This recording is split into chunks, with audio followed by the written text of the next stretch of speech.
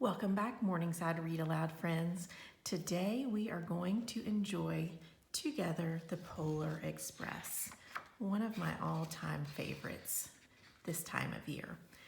The Polar Express, written and illustrated by Chris Van Allsburg. I'm not sure if we've read a book yet this year that's written and illustrated by the same person, so that's unique that he is one and the same, both author and illustrator. Here we go, friends.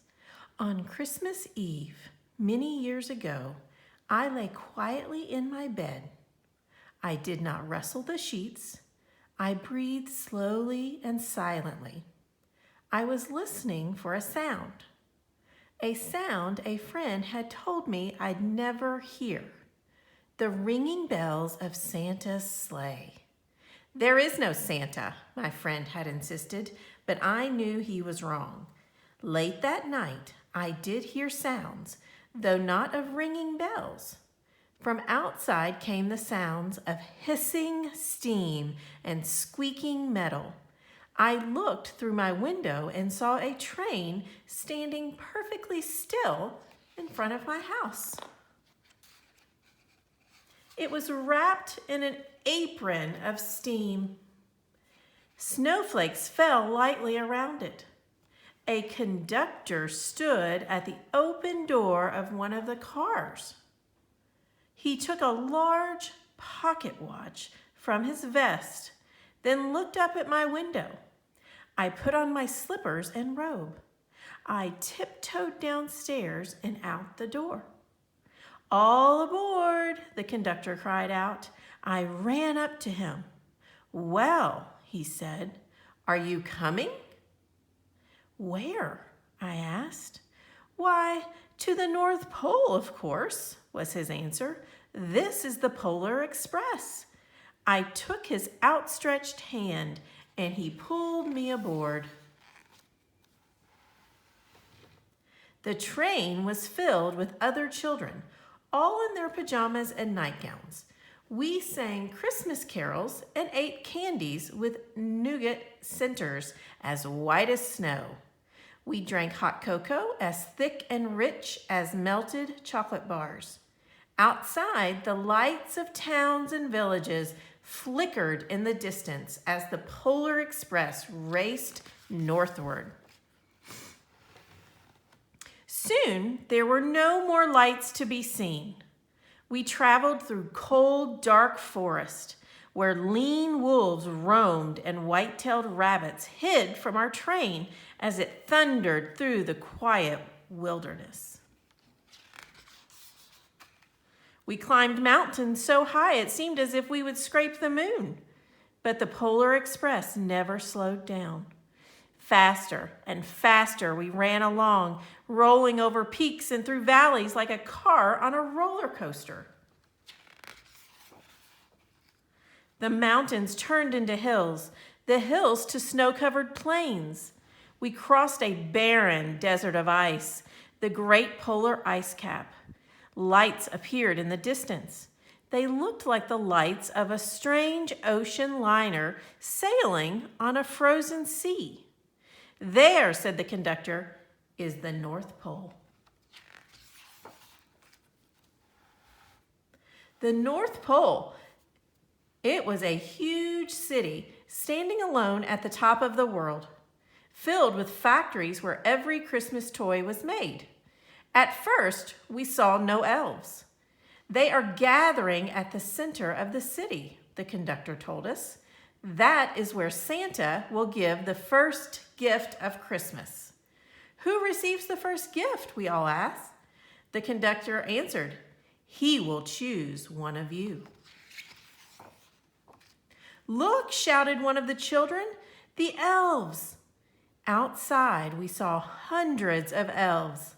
As our train drew closer to the center of the North Pole, we slowed to a crawl. So crowded were the streets with Santa's helpers. When the Polar Express could go no farther, we stopped and the conductor led us outside.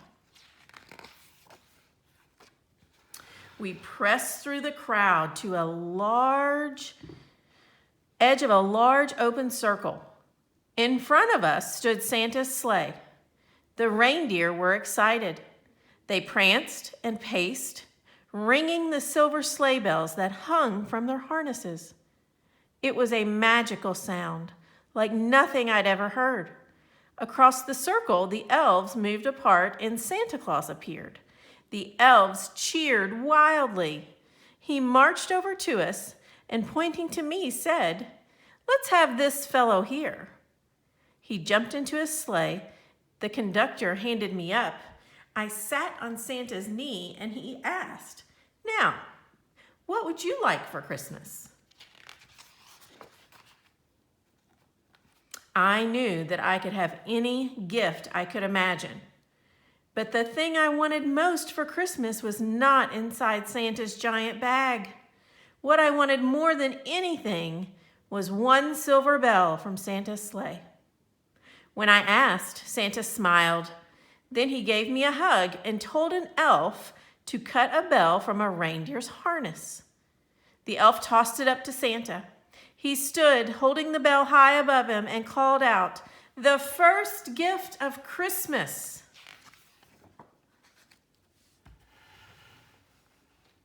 A clock struck midnight as the elves roared their approval.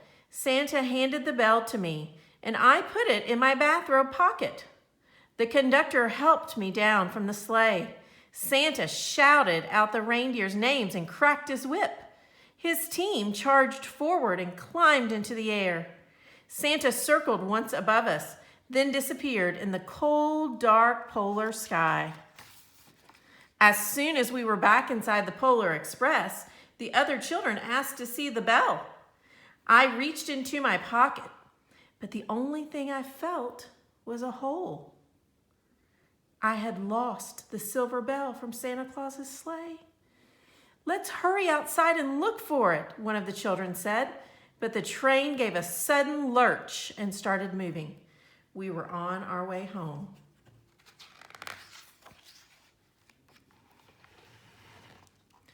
It broke my heart to lose the bell. When the train reached my house, I sadly left the other children. I stood at my doorway and waved goodbye. The conductor said something from the moving train, but I couldn't hear him.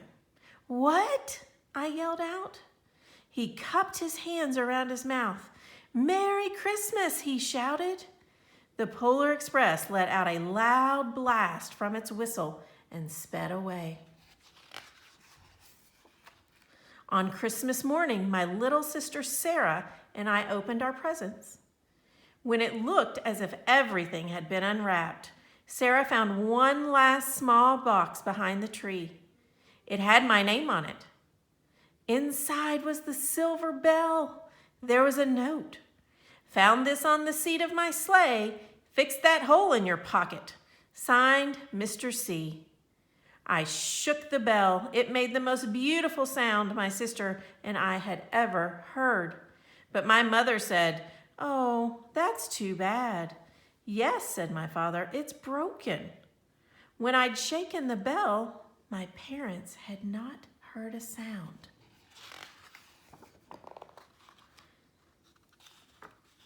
At one time, most of my friends could hear the bell, but as years passed, it fell silent for all of them.